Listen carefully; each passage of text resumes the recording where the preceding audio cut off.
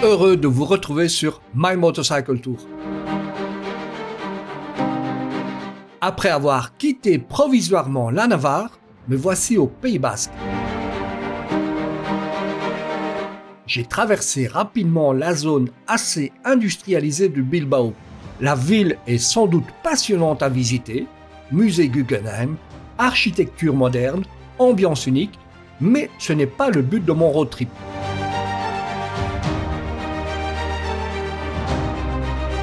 Aujourd'hui, je suis là pour rouler, pas pour marcher dans un musée, même s'il est en titane et très photogénique. Je prends donc une route bien plus agréable vers Argentales, puis le petit village de Sangriches, avant de filer vers la Cantabrie.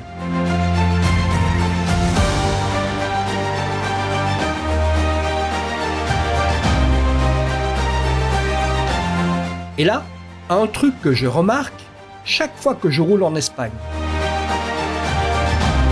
Moto et vélo sont presque des religions et les fidèles sont respectés. Et oui, ça existe.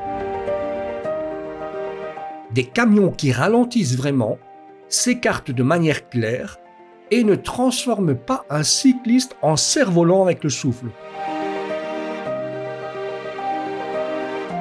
Des voitures qui lèvent le pied, serrent à droite et vous laissent dépasser proprement.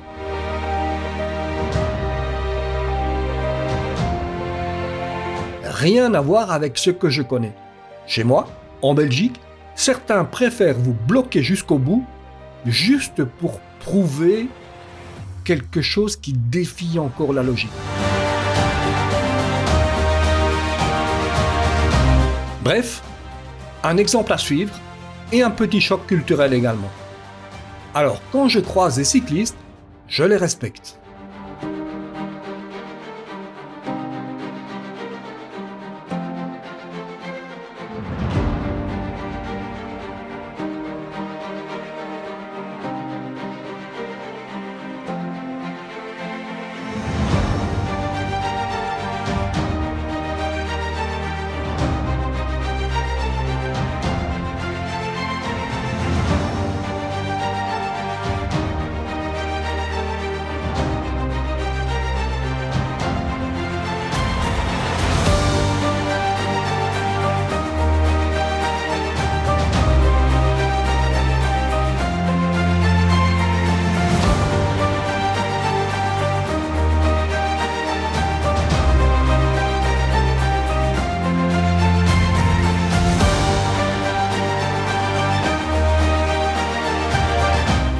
La route est superbe et même sans m'en rendre compte, me voilà déjà en Cantabrie pour repasser quelques minutes plus tard au Pays Basque.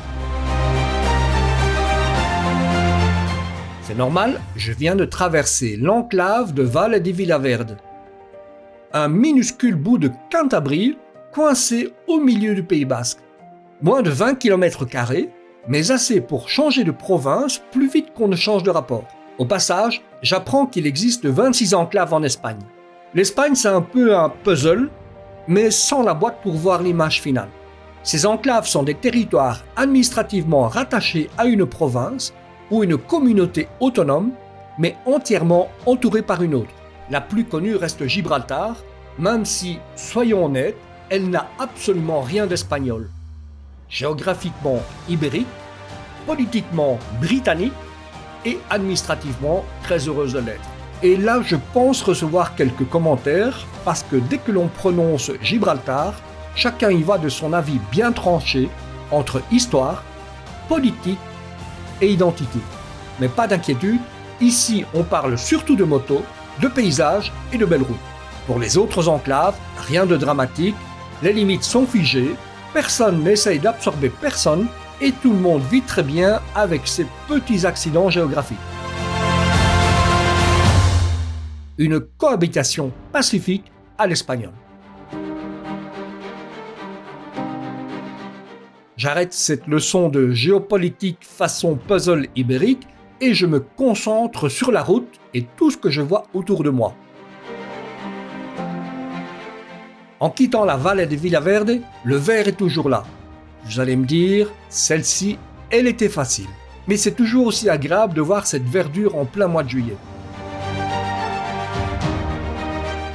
La route est dans un état remarquable. L'asphalte est impeccable. Pas de trous, pas de mauvais raccords. La confiance s'installe immédiatement. Mais je ne suis pas là pour faire le fou. Je suis juste là pour profiter de cette route agréable et de vous faire vivre ce que je vis à travers ma caméra. La signalisation est claire, lisible, rassurante.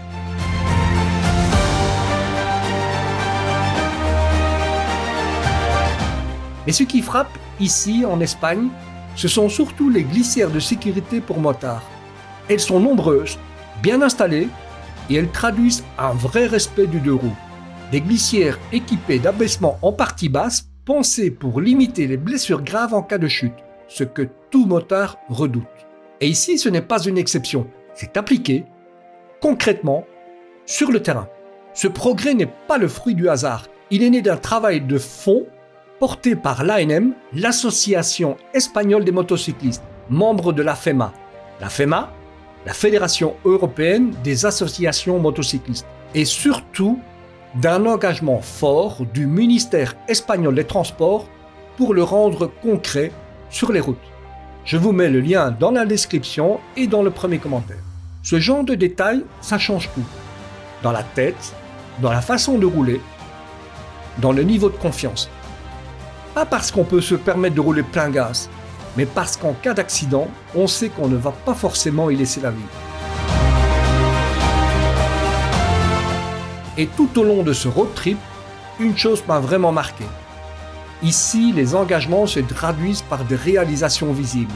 Alors, franchement, merci l'Espagne, merci aux Espagnols pour ce respect des motards et ces efforts concrets sur le terrain, sur les routes.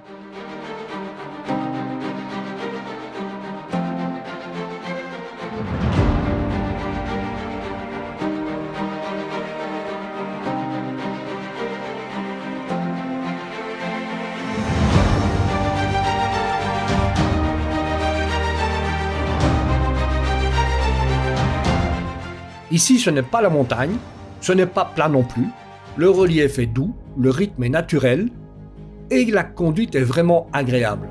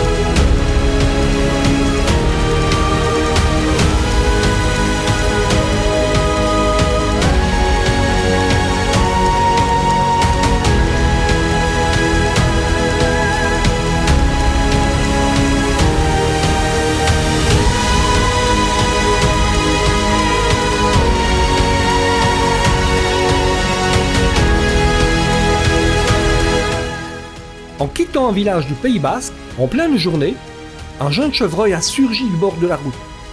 Un chevreau mâle d'1 an, reconnaissable à sa tache blanche sous la queue. À cet âge, ils sont souvent seuls. La mère les chasse à la naissance des petits. Ils errent à la recherche d'un territoire et les brocards, les mâles, très territoriaux, les repoussent sans relâche. Il a couru quelques instants devant ma moto et puis a bondi derrière une haie. Un instant magnifique et un rappel essentiel. À moto, la vigilance ne s'arrête jamais.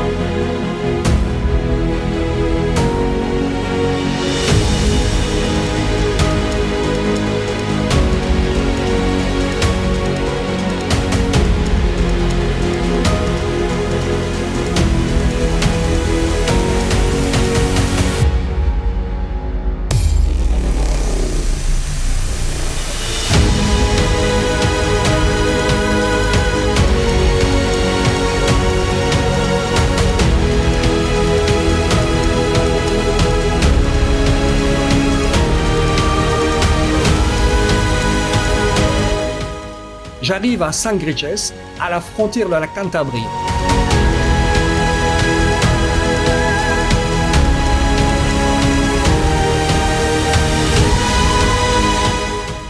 Je m'arrête pour consulter la carte, et là, José débarque. Habitant du village, sourire compris. José est très sérieux pour la photo, mais juste après, son sourire revient, simple, chaleureux, accueillant. Ici, un motard étranger, c'est un peu comme une licorne. On regarde, on s'approche et on discute. Et la sympathie locale fait le reste.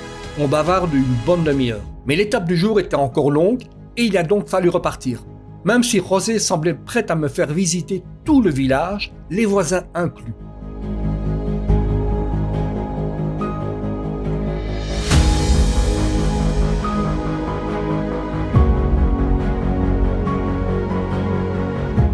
Le Pays Basque m'a séduit, j'y reviendrai, c'est certain.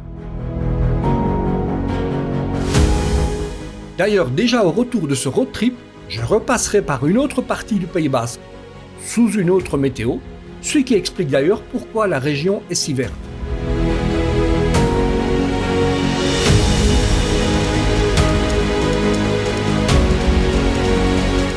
Si vous avez pris autant de plaisir que moi à partager ces kilomètres, alors restez dans l'aventure. S'abonner, c'est la manière la plus simple de me soutenir. Merci sincèrement pour votre soutien et rendez-vous très vite pour la suite de l'aventure. Ciao!